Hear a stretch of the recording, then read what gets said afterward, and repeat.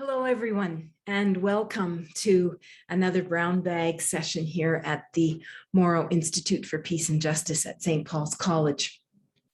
I would like to begin by acknowledging that the University of Manitoba campuses are located on the original lands of the Anishinaabe, Cree, Oji-Cree, Dakota, and Dene peoples, and on the homeland of the Métis Nation.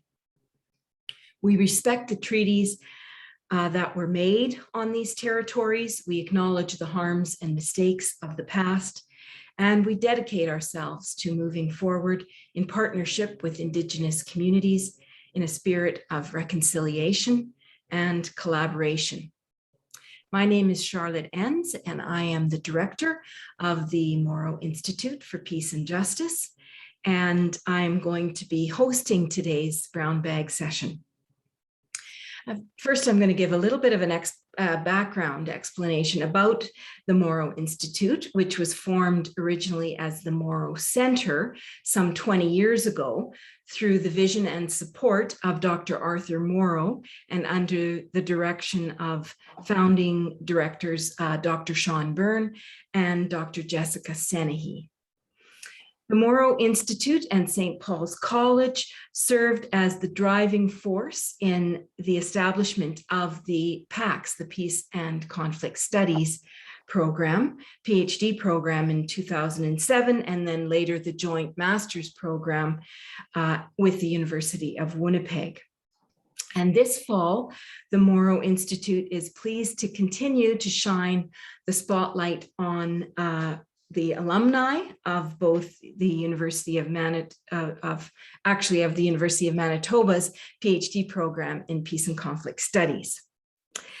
So we are especially pleased to start off our brown bag series with the three co-editors of the Research from the Morrow Institute book series. We had first, the two volumes include Conflict Transformation, Peace Building and Storytelling, published in September 2018, and Expanding the Edges of Narrative Inquiry, published in November 2019, both by Lexington Books and available from Rowan and Littlefield. Links to both of these books can be found on the Morrow Institute website, and if you go under the page for the brown bag lectures. So as I said, we had heard from Katerina Standish not last week, I guess it was October 1st, time is flying by, on the topic of gendercide, and we will be hearing from the third co-editor, Dr. Chuck Thiessen, on November 19th. And the question that he's going to pose is preventing violent extremism while protecting human rights. But today we are very pleased to have with us Dr. Laura Reimer. And I'm going to introduce her in a few moments. Sorry, I'm having trouble with my papers here, getting set up. I do want to mention that today's lecture is being recorded and it will be available for viewing in the future on the Morrow's YouTube channel in the next few days. That should be available. And a link to that YouTube channel is also available under the Brown Bag Lecture webpage on the Morrow Institute's website. Okay, so the format for today is that we will include a time for post-lecture question and answers. And to facilitate this, we ask you to please type your questions into the Q&A box at any time during the lecture, and then we will entertain those questions when we get to the Q&A portion of the session. And we do want to stick to our time frame because we know it's in the middle of a work day, and we appreciate you taking your time out to do this. And so we'll try and get to all the questions that we can, but if we don't, then hopefully we can get some answers to you in the future.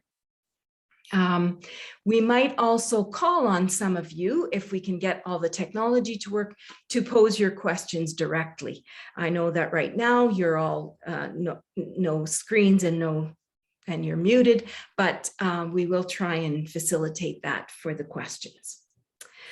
Okay, so as I said, it's my pleasure to welcome Dr. Laura Reimer to the session today. Laura, maybe I can look at you while I'm introducing you here, or people can look at you. Welcome, hello. Hi. Nice to see you. Thank you. So, Dr. Laura Reimer is one of the early graduates of the Morrow Institute, the PhD in Peace and Conflict Studies, and as I mentioned, a lead editor in the Morrow book series. Her transdisciplinary dissertation engaged a storytelling methodology from Northern Ireland to explore why Indigenous students drop out of Canadian schools. Dr. Reimer completed a teaching and administrative postdoctoral fellowship at the University of North Carolina, Greensboro, and she holds a Master of Public Administration and a Bachelor of Arts in Political Science and English. Laura received formal mediation training from the Nevada Mediation Group in Las Vegas, Nevada. And I think I want to hear a little bit more about that sometime, but sounds like maybe what stays in Las Vegas stays in Las Vegas. Anyway, she has taught in both the Masters of Human Rights and the Peace and Conflict Studies programs here at the University of Manitoba and at the University of Winnipeg, and also in the Master of Public Administration joint program of the two universities. As a result of her diverse education and expertise, she has held numerous adjunct teaching positions and served as an assistant professor in 5 universities, including CMU and Nova Southeastern University in Florida, and has delivered a guest lecture in Canadian Indigenous Relations at the University of Ulster in Londonderry, Northern Ireland, back in 2011. In 2017, her teaching excellence was recognized by the University of Winnipeg with the prestigious Clifford J. Robeson Award for Teaching Excellence. Dr. Reimer currently works alongside Dr. Shell Anderson in the Master of Human Rights program, also sponsored by the Morrow family in the Faculty of Law at the University of Manitoba, and as the Practicum and Professional Development Coordinator, and sometimes a sessional instructor in that Masters of Human Rights program. Dr. Reimer has expertise in governments and has had a long career in education and governance consulting, and has served as an elected school trustee on 2 Winnipeg school boards and as a board member and governance chair at Mediation Services in Winnipeg. She currently serves on the University of Manitoba Board of Governors as an executive committee member and vice chair of the Finance, Administration, and Human Resources Committee. Dr. Reimer has published in academic journals and regularly reviews articles for several journals, and she is currently the associate editor of Peace Review, a journal of social justice with chief editor Dr. Katarina Standish. So, Our Shared Future, published last year, is her 6th book. The collection is co-edited by another PAX grad, Dr. Bob Christmas, and also published, or the publisher announced last summer that due to the high sales, the book would be released in paperback next month. So lots of success in terms of publishing, teaching, and work at the university. Today, Laura's going to talk about one of those books, and in particular, I think, and oh, I didn't mention, aside from all this academic work, Laura is also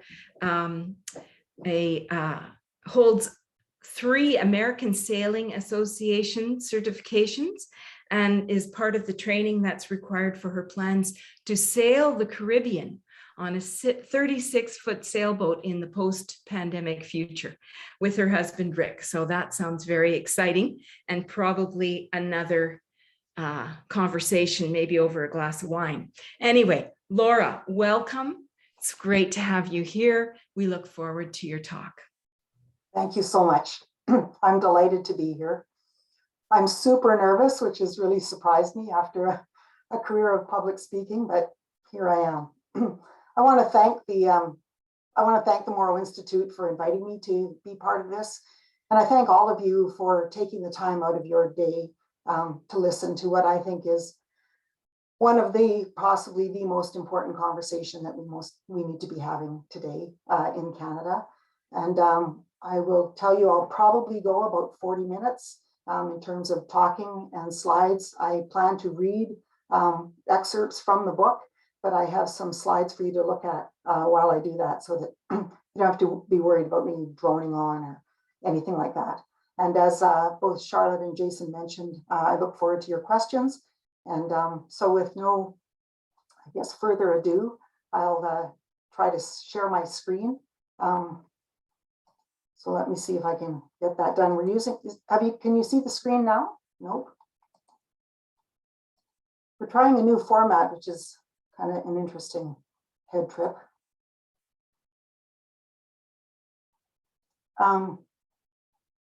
Jason, it says the shared screen function is closed. Bear with me for just a second, Laura. I think I have to remake you a co-host because we did it in the practice session. So bear with me for just a sec. Okay. This is the part where everybody thinks you're incompetent, but it's the machinery. Actually, you are co-host. You should be able to share your screen, and if you can't, of course, I have this slide here. So okay, here we go. Can you see it now? Yes, that should be doing it. Yes, I think you're good. Okay. Okay, so this is the, obviously this is the lead slide, and this is a picture of the book. It's in hardcover right now at a ghastly amount. Bob and I petitioned hard for it to be more accessible.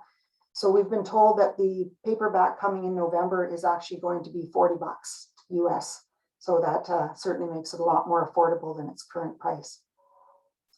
I think you may have seen this already, but these are the two books so far in the Morrow series. These are actually the doctoral dissertations reduced down to approximately 25 pages to make them accessible, so that our plan was so that people could read them, and that perhaps professors would use them so that they would have cutting edge research from peace and conflict studies from the only doctoral program here in Canada.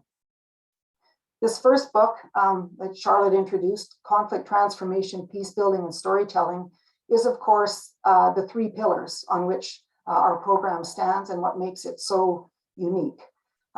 We dedicated this book, as you can see, to Dr. Morrow, and we were quite unanimous in writing this for his kind heart, his deep commitment to a better world, and for his generosity that enabled all of us to fulfill our dreams to complete a PhD in Peace and Conflict Studies in Canada.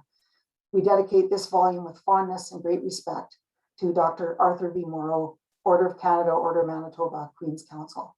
And it was particularly heartwarming to be at a dinner honoring him and to see he actually was carrying this book around. So it's lovely to be able to dedicate it to somebody who's still here. The second book picked up on the storytelling piece, and we called it Expanding the Edges of Narrative Inquiry. And again, this was with Dr. Standish and Dr. Thiessen. And this one you'll see we dedicated to Dr. Byrne and Dr. Senehi for the work that they did. And I'd just like to read the opening paragraph, because this is, I think, certainly the hope for all of us currently in the program, and certainly those who have graduated from it. That long, long ago, the Roman philosopher and teacher Epictetus said, tentative efforts lead to tentative outcomes. Therefore, dedicate yourself fully to your endeavors, decide to construct something worthy of character through excellent actions, and determine to pay the price of a worthy goal. The trials you encounter will introduce you to your strengths. Remain steadfast, and one day you will build something that endures, something worthy of your potential. So for their enduring commitment to the excellence in the founding of the program, and for their steadfast belief really in each one of us, we formally dedicated this volume to Sean and Jessica. But I think that this quote is also important in terms of our reconciliation journey. We need to build something worthy and something that will last. So there is a third book on its way, and we've changed the editorship a little bit and added Dr. Anderson from the Human Rights Program. So this is a mock-up from our absolutely amazing Lily in the Faculty of Law, our graphic designer. And so this is currently at the proposal stage before the publisher. So we're hoping to hear that soon. It includes some student research and some doctoral research. So hopefully we'll have that out and available soon. My goal is to continue on with publishing the work that's coming out of the Morrow Institute or out of the programs that it oversees. This was my slide. I felt with a reconciliation, I definitely wanted to do a land acknowledgement. And thank you, Charlotte, that you already took care of that. So with that, I would like to kind of move into my presentation. As I said, I'm going to talk and share a fair bit from the book itself. If you see me glancing off, I'm just watching the clock to make sure that I stay on track. It was difficult to kind of know quite how to approach this presentation. There are many opinions. There's many different political opinions. There are emotional opinions, and there are personal experiences to balance. So I thought what I would do is, the book is called Windows into Canada's Reconciliation Journey. Oh, 100%, that's my dad. Sorry about that. Sorry. I thought that it might be very helpful for you to see kind of the academic framework, what we were thinking about, and why it was that we wanted to do this book. So this is kind of a good starting point. As a true academic, I tried to give this a source, but I don't actually know where it came from, but it is deep in my memory. And that's that reconciliation can be defined in the context of two other concepts. One, forgiveness is one person closing an account. And we know through research that forgiveness is difficult, but it is also freeing. But in our current climate, it isn't just about forgiveness. We talk all the time about reconciliation, and that involves at least two people, and it involves some kind of confession of harm or of wrongdoing. And we saw this officially in 2008, and I think that we've seen increased efforts by individuals and organizations to articulate some kind of confession of wrongdoing in the relationship between official Canada and our Indigenous inhabitants and fellow folks here on the land. The third area is trust. And I think that this is really where we're trying to go. Trust involves at least two people and requires action and a change in behavior. From reconciliation comes trust.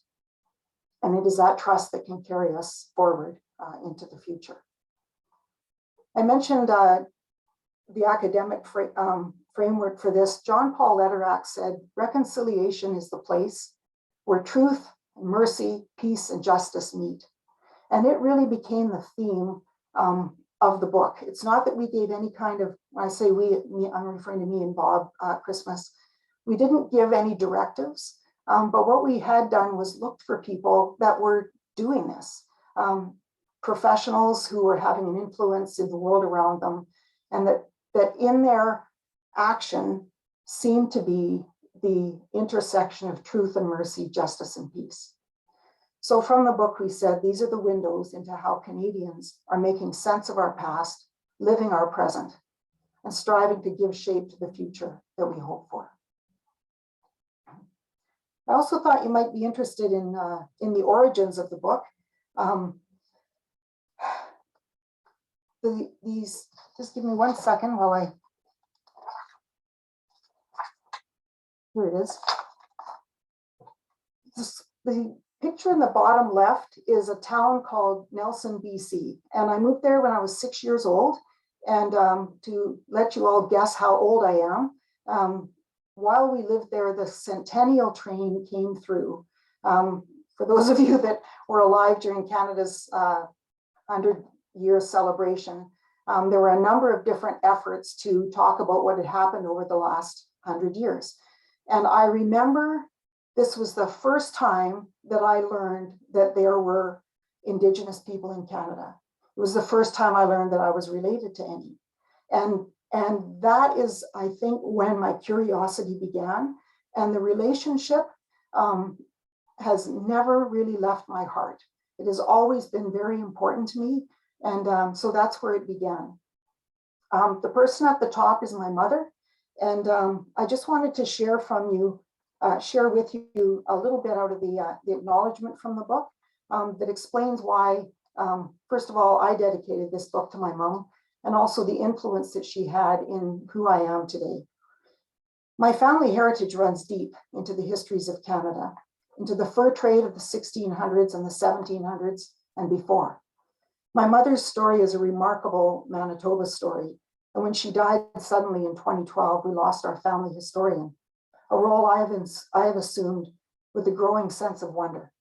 She was always eager to learn more about our family and was both irritating and infectious with exuberant blurtings of her latest findings about our ancestors. It is amazing to think that she traced her family lines to the earliest days of contact. Her diligent and vivacious enthusiasm has left us with a remarkable story that in many ways typifies that of many Canadians. We know, for example, that our story is much older than the arrival of young George Robertson from the Orkney Islands to York Factory in the 1600s with the Hudson Bay Company. We know he married a Dene washerwoman and that her name has come through our family stories as Catherine Lindsay. But I often wonder what her name really was so that I could learn about that part of our family. My mom traced the descendants of the Robertsons south and eventually into Winnipeg around 1870, when Manitoba joined Confederation as the postage stamp province. The family names animate stories of early Canada: Wilson, Lindsay, Frobisher, Forbister, Christie, Robertson. Our grandmother was raised by her Cree aunt, and a few cultural traditions from her heritage, including baking traditions, best on a wood stove, were passed down to us from Nana. We know from Mom's photos, her records, and the family Bibles that Dene, Cree, Scots-Irish, and British blood runs in our veins. We know our family includes the Ukrainian, German, Polish, Icelandic, Mennonite, French, and English settler stories. We know that on her French father's side, Mom's ancestors lived among the Iroquois, fought with the French on the plains of Abraham, joined the voyageur, and eventually settled near Le Brocquerie, Manitoba. They moved into Winnipeg around 1900. My dad's family were settlers in the Marlbank area of Ontario from County Fermanagh in Ireland in the early 1800s, learning the ways of the land from the local Mohawk people. I used to think my story was that of Canada's two solitudes, French and English, but I know now that our story is much more than that, and I'm aware that I too am striving to understand what that means for me. My mother was fiercely proud of her Métis Scots heritage, and I am grateful to her for her tireless dedication to understand what it means to really know how we're all connected and how we must work that hope to stay connected in the fullest meanings of friendship in this great land we call Canada. The actual impetus for the book came from my temper and my sense of injustice. The third picture on this slide represents academic articles, in this case in particular, German and American academics. I feel that it's best expressed in the words of the book itself, found on page 4. I wrote, "Indigenous academics have taken exception to the assumptions of Western research to conduct research on, rather than with, Indigenous people. Yet this is also the case with Canada in the broader context, and we as Canadians take exception. Academics from Europe and the United States criticize our journey and write freely of our failures while viewing our world through their eyes. They do not see that their views and opinions are imposed on us, and we are in some ways being recolonized by foreign academics." The literature of peace and conflict studies, the peace building work in Northern Ireland with entrenched conflict and trauma-informed peace building, and the work really of John Paul Lederach provided the framework that we developed to move forward with the project for this book. So the roots of our need for reconciliation are really rooted in relationship. And I think collectively, as all the contributors to this volume, we would say that it is in relationship that our future sits. We wrote that reconciliation is simultaneously a global struggle, a community struggle, and a deeply personal struggle. And as I explore and share with you some of the content of the book, I think that you will see where just how true this is, that our journey is very complicated and complex, and that it reaches from individual human hearts into our communities, through our governments, and out into the world beyond. The cover of the book really tells the story. I'm sorry that this is kind of blurry. That's too bad that it's blurry. Anyway, I had this picture drawn. Bob has a relative that was able to take a professional photograph. We were able to send it to the publishers to have it actually put on the book. It was drawn by a young woman in Winnipeg named Michaela Plett. This is actually a pencil crayon drawing. And I talked with her about the pieces that I felt were really critical to the book. And this is the drawing she came up with, and I was astounded. It was exactly what I was trying to express. And as only, I think, artists like this can do, she got inside my head and pulled it out. And I actually have the original hanging here in my office. And again, I thank her deeply for being able to reproduce this. And people that I've shown the book to comment immediately on recognizing the deep stories that are here. So while you gaze at this, I want to explain it a little bit. I thought that I would more or less read from the book because I think it's well said there. So despite evidence of strong and respectful relationships at one time, the Canadian government has demonstrated aggressive racism and superiority toward Indigenous people. The early relationship was a respectful one, and there were agreements in place that would ensure it would stay that way. So what happened along the way? One of these important agreements was the two-row wampum. And you can see it here, it's the two purple lines on the white. A wampum is a covenant. It's a covenant that cannot be broken. It is a handmade beaded belt with deeply significant and symbolic representations of understandings. The two-row wampum was established between Europeans and the Haudenosaunee or Iroquois Confederacy, who were considered the original inhabitants of Turtle Island, which is now North America. The two-row wampum is a permanent treaty about how they would treat each other and how they would live in agreement, in friendship. It is a treaty of non-interference and a treaty of relationship. It is not a land ownership agreement. The purple lines represent the respect for different ways of life and culture. European ways are on one line, and the other purple line, the ways of the Haudenosaunee. Each will travel down the river of life side by side, and neither will attempt to steer the other's vessel, is the meaning of the two rows. The two-row wampum is critical to the story of Canada's Indigenous relations because it is the original covenant of a trustworthy and honoring relationship intended to stand for all time and never be broken. In this way, the story of Canada's Indigenous relationships with government are entwined with the histories of the United States. Sometime in the 1600s, Indigenous inhabitants of the Northern Continent began the struggle to defend their land and cultures from the claims of imperialism, the forces of colonization, and British Crown ownership.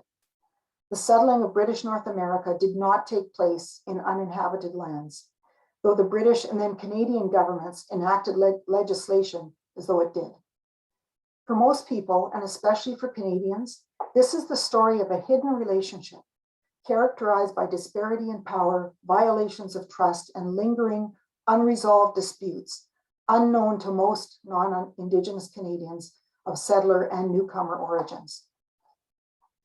Historical developments in the relationship between the British and then subsequent Canadian governments and Indigenous people, including the century-long national policy to erase language and culture through the Indian residential school system, are critical to understanding our current need for reconciliation. Much of what has happened that has been harmful has happened through government policy and its implementation. The difference between this story and many of the world's conflicts is the notable absence of broad armed conflict. The reparation of those harms caused by government action and inaction are part of our current reconciliation journey.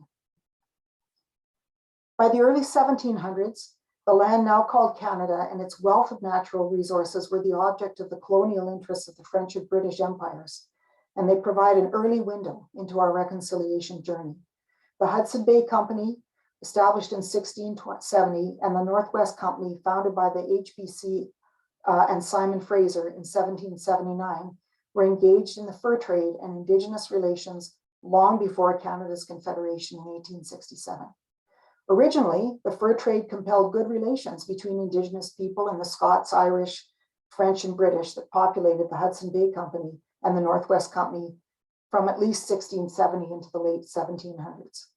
Both companies established forts as busy trade centers at the forks of the Red and Assiniboine River, what is now Winnipeg, central Canada. It would appear that economic motivations of colonialism to access natural resources for the French and British empires were at the origins of this relationship. But the Industrial Revolution changed the economic needs of England, causing a decline in the importance of the fur trade to Europe and signaling the end of the need for cooperative relations between England, France, and the Indigenous people in North America for the interests of Britain and France. With the new industrial economy, Britain began to aggressively pursue possession of North American land, and the relationship became a colonial one. Partly in response to his need for natural resources and partly in formal response to protests of land encroachment by powerful Indigenous chiefs near modern-day New York, King George III of England signed the Royal Proclamation of 1763 and established a critical piece of relationship in Canada's reconciliation journey. It is here that we find the roots of a benevolent coexistence. In 1764, the signing of the Treaty of Niagara established a framework for coexistence. The other wampum that you see here that has the people, it's the other wampum wrapped around the maple leaf, is the Treaty of Niagara. This was completely absent in my upbringing, and I went to public school at a time when we all learned Canadian history. This is absolutely foundational. I wanted to explain with you that at the time that the Treaty of Niagara was established as a framework for coexistence, it included the rereading out loud of the Royal Proclamation, and it established relationships of honor between the Indigenous people, the British, the settlers, who arrived to this harsh life and extreme weather in North America. And that's what the three rivers represent before you: the Europeans, the original people, and then being joined by the settlers. So 200 years ago, people were thinking about a healthy coexistence where we would all live together. The Treaty of Niagara is unfamiliar to most Canadians, yet it is there at this possibly most significant signing that many, many Indigenous leaders attended, that the roots of a peaceful coexistence were confirmed by representatives of the British government, from which Canada was formed 100 years later. Our reconciliation conflict has its early roots in this period. There's a fascinating reading examining this covenant relationship from a man named Nathan Tidwell in a book entitled The Queen at the Council Fire that I encourage all Canadians in this reconciliation journey to read. So turning from the cover, in the pages of this book are the thoughts and deeds of dedicated and respected reconciliation practitioners in our country. They quietly do their work, and it makes a difference each and every day. And though the book is finished, our journey is far from over. So the contributors to the book were actually people that Bob and I knew, and we were either personally acquainted with their work or we heard about it through somebody else. So this is the names of the contributors. You will see that it is half Indigenous, half non-Indigenous contributors. These are, many of them actually are University of Manitoba graduates. So Bob and I are were contributors to it. But you see here who they are, and I'm just going to give you a very brief synopsis of the book, which I think is possibly why you're here. I don't quite know. Anyways, to set the context for Canada's current reconciliation journey, I outlined the long road of Indigenous relations in Canada through the windows of British, then Canadian federal government policies. The roots of the relationship are found, as I said, in the early years, and the roots of reconciliation are in the policies and purposes of the Government of Canada, from its fledgling beginnings as a tiny geographical area to its establishment as a coast-to-coast-to-coast dominion. However, the Indian Act of 1869 and its dire repercussions remain central in the story of Indigenous relations in Canada and today's need for reconciliation. Dr. Brian Rice of the University of Manitoba, he shared with readers the intimate journey of the heart and mind that accompanied his footsteps as he reconciled the conflicts of identity known to many Canadians. By talking with others, he gained understanding and made peace. He concludes the chapter with the phrase, what better way for reconciliation to begin? Brian is Mohawk and was actually part of my doctoral committee. Determining the common interests is a long recognized and most effective form of transformative change. Dr. Father Peter Bisson shared his deeply personal reconciliation journey as a leader among the Jesuit brothers of the Catholic Church. Through his journey, we learn that the spiritual dimension of reconciliation and decolonization makes for a lot of lived common ground between Indigenous people and the churches. Peter leaves us with hope that although the past cannot be undone, there is sincerity in the early fragile bonds of a shared future. And then in her carefully researched chapter on trauma and the effects of vicarious trauma in the classroom, Krista Yates confronts us with the very real challenges of teaching and learning in the reconciliation context of downtown Winnipeg. Deep pain, broken hearts require healing, even in the classrooms. Despite difficult work that requires so much beyond typical teacher training that often escapes the resource planning of education systems, we see the effort and life-changing results of Krista's hard work to create trauma-informed education for Indigenous students and their teachers. Leading the University of Winnipeg as President and Vice Chancellor, Dr. Annette Trimby outlined the innovative journey of reconciliation and indigenization taking place in the academic context of our Prairie University. She engaged the work of Gaudry and Lawrence to categorize and assess the work, and Trimby and her colleagues know that what they have been doing is having an impact and contributing to a more positive future. They also acknowledge there's more to be done and continue the journey in partnership with Indigenous people so that we may all succeed together. Dr. Trimby now leads MacEwan University. Loretta Ross is Manitoba's Treaty Relations Commissioner. She shared the principles of treaties in her chapter. She is a trained lawyer. She's recognized that there is a context of renewed interest in reconciling past wrongs, and her chapter focuses on treaties and the unique relationship between First Nation people and the Crown, now the Government of Canada, to challenge what we think we know about treaties. Ross compels readers to explore with her how a First Nation perspective of the treaties can guide approaches to stronger relationships. As a recognized authority in urban reserves, Dr. Joe Garcia provided a comprehensive overview and analysis of the critical and conventional perspectives on the relationship between reconciliation and the creation and operation of urban satellite reserves.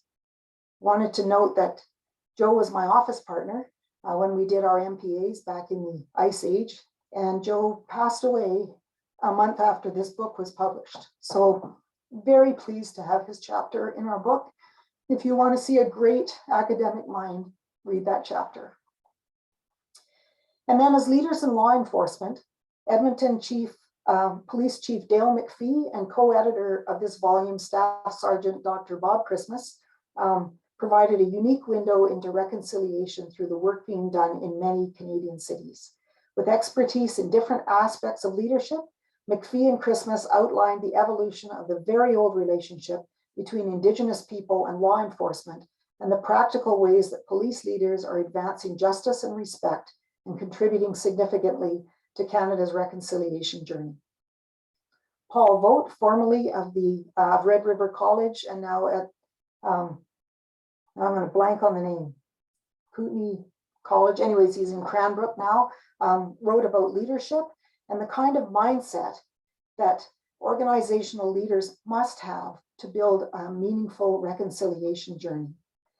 And then Chief Ron Evans, who was the Grand Chief of the Assembly of Manitoba Chiefs, provides a highly practical response to Canada's Truth and Reconciliation Commission's Call to Action 92, business and reconciliation. He proclaims it's simply good business to take up the call. You probably know Dr. Evans is a great friend of the Moral Institute. But anyways, drawing on his long experience and perspectives as chief, as a leader and a business owner among First Nations communities, Chief Evans explained how reconciliation can take shape in the market economy to ensure a more sustainable and profitable future for all. So when Bob and I put this book together, we really wanted to create an opportunity for windows into what was happening in Canada. And again, these are relatively short chapters. They just give you a window, but they do represent that individual journey, the time that somebody's heart said, I need to step into this, I need to step onto this road and begin a journey, not just in my personal life, but also in the organization that I lead or that I'm part of. And I think that is really what comes through. I mentioned Dr. Barnard, the former president of the University of Winnipeg, or University of Manitoba, sorry, and he wrote our foreword. And so we are grateful for that as well. I wanted to conclude with this statement from the book, and this should give you, I don't know if we're ending at 12:30, if we get the extra 9 minutes that we lost for technology, but I wanted to end with this, as I said, a quote from the conclusion. We step into the lives of others, knowing that on this reconciliation journey, we must walk together. We must walk into the unknown together. And so I conclude this talk with a quote from Dr. Lederach that we also included in the book, actually right at the end of the introduction. And we mean this. We mean this, all of us that wrote this book. To take up the journey of reconciliation, we keep our feet on the ground, but our head in the clouds. Now is the time for great conviction and great dreams. Let us dream boldly. Let us dream boldly that our feet may carry us through the challenging realities that stir around us. And may God grant us the innocence to dream and the wisdom, courage, and sustenance to take up the journey. Thank you very much. I guess Thank you so much, Laura. Really, that was inspiring. And I appreciate the work that you and Bob have done to bring such meaningful stories to this conversation, as you say, this most important conversation that we as Canadians need to have. And thanks for going through all the contributing authors, because it really showed the vast array of perspectives. And I love that idea of windows, because it really is the views of these people and their journeys. And so thank you so much for, I think everyone needs to run out and get that book now for sure. I can see why it's been in high demand. So I think we do have some time for questions. We want to be mindful of people that only have until 12:30. So I think what I'll do is maybe try questions with a show of hands so that the people who need to leave can ask their question and get a response, and then we can move from there in terms of if people are able to take more time, we'll go a little bit over. But if anyone does have a question, if you can click on the raise hand icon, that should allow Jason to give you voice to ask your question. I think Bob is on the call. So Bob, be ready. You might need to answer one of the questions. That's great. Thanks for being here, Bob. And thanks also for the work you did on this excellent volume. Okay, so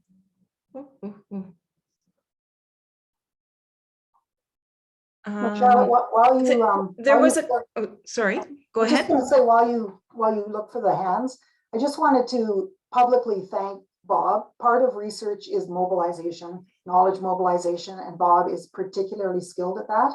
There have been numerous reviews that I think have resulted in the sales. That's why it's sold so well. And he has had numerous contacts that have been able to review the book. And so I just wanted to publicly, again, acknowledge the work that he did at that end. Excellent, thanks. Yes. So I don't see any questions or hands, but I'm sure Jason will alert me if there are some. So maybe I'll just ask a question in terms of working on this. And do you see some, like in education, we always say best practices, which I'm not sure is really the best way of saying things, but are there some strategies that kind of recur, or something that you would say, this is, everyone needs to find their own way, yes, but are there some things that might make sense for people to take steps towards or to work on?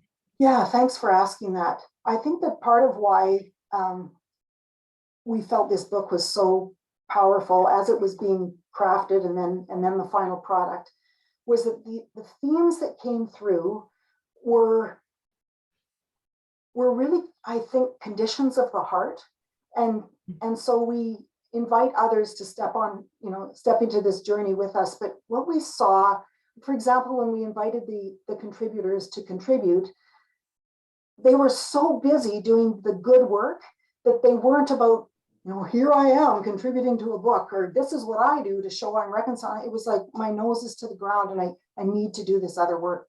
So we saw the overlap of truth and grace and mercy and justice overlapping in the work that they do. But I also think that it's about hope, and it's about very much about dignity, and that we think we need to do big things. I'm proud that our university does what it does, that my family does what it does, that we all contribute in some way. But at the end of the day, it's about how I treat you. And it is about how I talk about you. And it's about me learning about my story and figuring out also how all the new Canadians fit into our story and the newcomers. So if there's a best practice, it is definitely in the realm of the heart, and being prepared to influence where you can. Include this kind of information in courses if you're a prof, do it in your onboarding if you run an organization, but make sure that it's dignified. Nobody wants to be a project or a problem, regardless of their skin color or their heritage.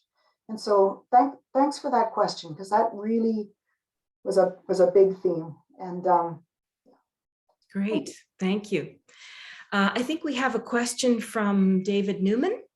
I think you can speak. Yeah, I've unmuted as instructed. Laura, thanks for an amazing presentation. I love the graphic.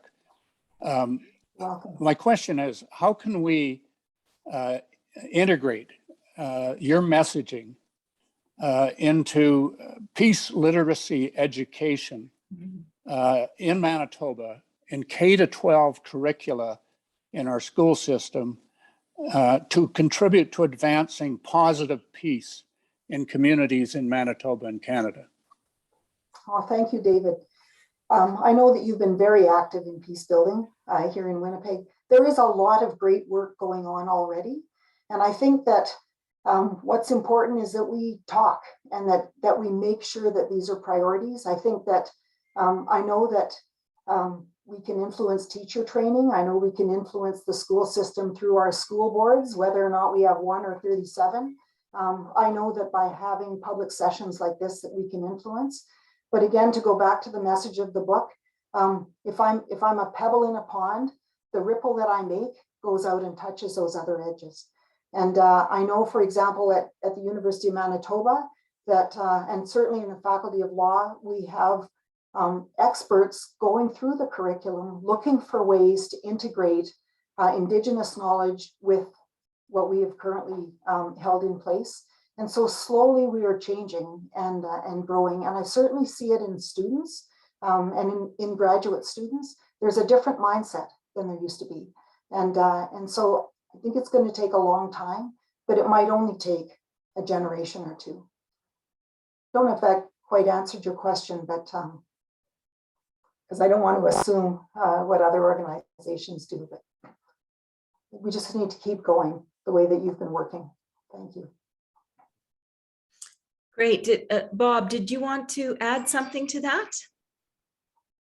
Oh, no. Excellent. Great presentation, Laura. Thank you. And this project was an honor to work on. I was very happy to contribute, and I learned so much through it. Great. Thanks for your work on that, Bob. Other questions?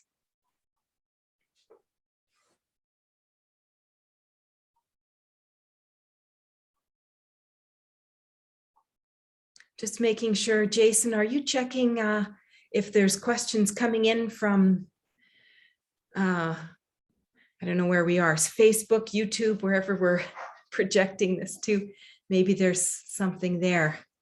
No, I just wanted to say too, that there's one thing that Bob and I have both done, and that's that we've been buying books and we give them to people.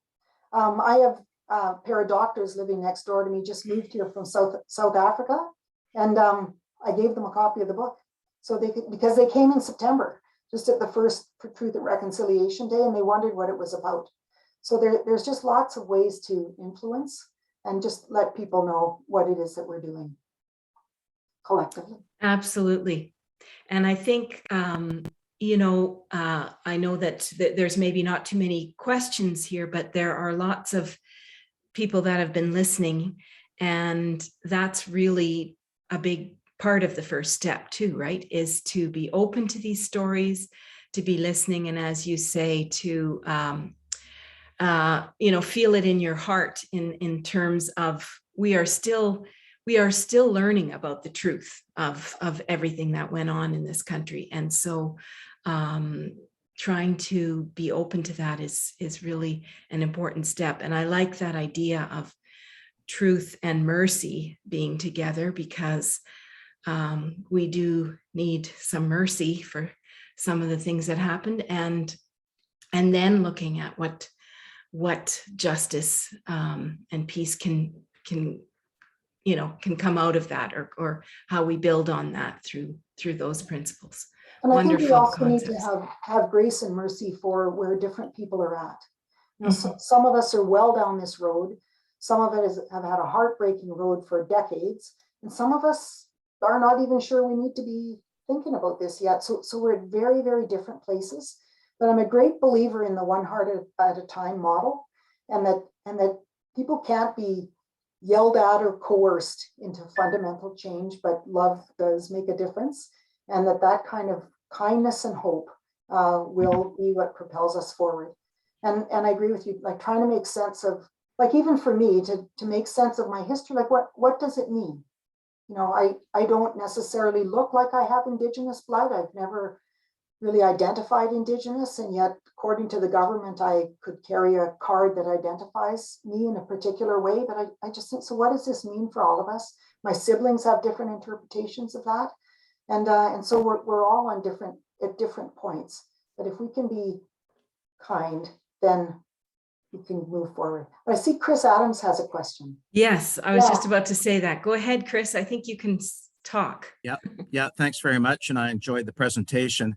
I would ask, what is the next step? Like, is there another book in the works by you and Bob, or any of the group that you've brought together to do another part of the project?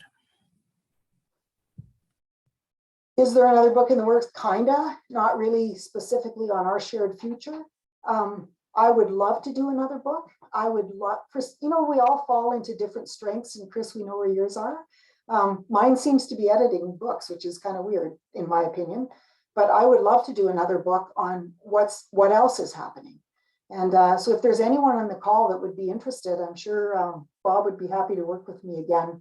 I think we get a different publisher with a different price tag, if I can say that.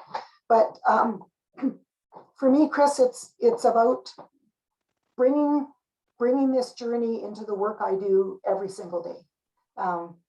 Every single day, the work I'm paid for and the work that I'm not. I don't know what else to say beyond that. There's another question. Thank you. Yes, there's another question here from Mary Hordowski or Howdowski. Sorry if I'm saying your name wrong. Would you like to speak your question, or should I read it to the group? Mary's here. Okay, great. I can speak it. I guess I'm wondering where you see the greatest wave of reconciliation coming from. Is it coming from government and official organizations, or is it coming from like so-called ordinary citizens? Who's more effective? I think it's coming from individuals. I'm sorry about my knee-jerk reaction there when you said government. It's been very disappointing. We make the argument in the book that we are on a very fragile reconciliation, fragile point in reconciliation, and that any kind of mockery or taking lightly of, for example, the Truth and Reconciliation Commission calls to action could be very harmful. And I think we saw that a month ago. In the book, we kind of use if you're familiar with John Paul Lederach, the model of from the individual to the global. Governments can set policies in place, but it is really the individuals that make those happen. And as we know from political theory, systems are just systems. It's the way that people work inside of them. And so whether we are, like whatever system it is that we're part of, we can make a difference. And that was my exception to the writings, especially of those American and German scholars saying that Canadians aren't doing anything, because we are. But we're trying to make a difference. And some people, all they've ever done is wore an orange shirt on September 30th, not really knowing why, but it was their effort at trying to say, I care, and I'd like things to be different. And so I think if we all move together slowly at whatever level we're at, we'll see real change. But it will be about building, not tearing apart or deconstructing. It won't be about shaming. It will be about trying to find common ground of hope and dignity and stepping forward from there. Did I answer your question, Mary? Yes, it did. Thanks. And I had specifically mentioned government because I did want to gauge your reaction, as sometimes, yes, it seems they're causing harm. Yes, and in chapter 1 of this book, I detail out, because I have a policy background, I detail out what the recent policies have done. Like, we really were on good footing in 2008. And many people don't know that, partly because of the role of media in reconciliation. But we are in a scary place. What I think is important now, though, is that sometimes the work of government is irrelevant. There comes a point where individuals just have to take up the charge. And I think with reconciliation, that's exactly it. Okay, thank you. We do have another special thanks to you, Laura, from Chris Butterill on Chris, on the chat. And but I think we are coming to a close. This has been a wonderful discussion, wonderful presentation. Charlotte, I just noticed there's that, one more question. Dr. Okay. Zathmary would like to ask a question. And, sure. So maybe we can do that. We have time for that. Absolutely. Yes, hi. Oh, sorry about that. I was muted. I want to thank you for your presentation. And I have not read your book, but I will certainly read it now. I think what we have to remember is that reconciliation really is an individual matter, just as that one of the first graphics that you actually showed. Get to know your neighbor, talk to your neighbor. And until that really happens, you know, I don't think that we're really going to move very much. Obviously, learning as much as you can is one way of getting to that place if you don't have an immediate neighbor. But for us at the university, it's so easy to get to know people other than ourselves. And unless you get to know them, you're never going to be able to see the world through their eyes. And that's how you have to move. Whether you're long involved in these matters or whether you're really brand new, get to know your neighbor and recognize that there are different perspectives on the same thing. The world is rich. We should enjoy it all in all its flavors. So thank you very much. Oh, you're welcome. And I so agree with what you're saying, and that we also need to let our neighbors ask those questions. You know, some of them have horribly politically incorrect questions, but they just don't know. And they won't know if we don't talk with them. I have a cool book from my political science days called "Is It Government's Job to Love My Neighbor?" And in 300 pages, the person says, no, it's your job. So well said, Emeka. And thanks for being here. I really appreciate it. Thank you. Yes, well said indeed. I think those are very fitting closing words for this session. Love your neighbor, get to know your neighbor, and start with yourself in this journey for sure. Just a positive closing comment here from David Newman. He says, when your book is $40, he's going to buy 10 copies to give away. So make sure you let him know when the paperbacks are available. You order off Lexington Books off their website, and they've got an order form right there for you to order. Great. And we will probably have a link up to that on the Morrow Institute brown bag session page as well, right, Jason? I'm sure we can do that. So thank you everyone for being here again for our brown bag sessions. And thank you, Laura, and Bob for creating this book, and Laura for speaking it to it today. And please go out and enjoy the rest of the week, and join us again next week for another brown bag lecture with, sorry, that isn't the one with Chuck Thiessen. That is with Carrie Wiggum, who is here. I should have the title in front of me. Yes, Jason, you've got it. Thank you. Dr. Carrie Wiggum comes to us from the Institute for Genocide and Mass Atrocity Prevention at Binghamton University. He'll be speaking on resonant violence, affect memory, and activism in post-genocide societies. He's actually going to be in Winnipeg and is actually doing there's an art exhibit at the Canadian Museum for Human Rights now, and Dr. Wiggum is part of that. So we're happy to have him here next Friday. Thanks, Jason. All right, that's a wrap. Thanks, everyone.